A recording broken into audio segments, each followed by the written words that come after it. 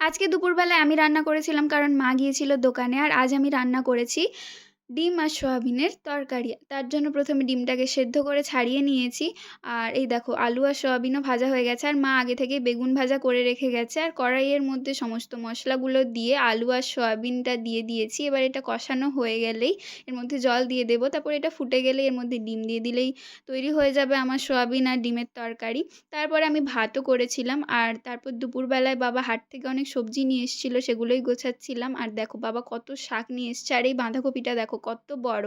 আর সন্ধ্যাবেলায় বাবা মাংস নিয়ে এসেছিল, তাই আমি আর মা মাংস রান্না করছিলাম, মানে মাই রান্না করছিল কারণ আমি এখনও মাংস রান্না করতে শিখিনি।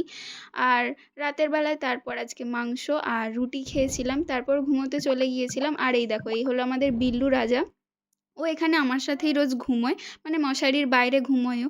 তো এখন আমরা ঘুমিয়ে পড়ি, আর তোমরা ভিডিওটা লাইক করে চ্যানেলটা সাবস্ক্রাইব করে দিও।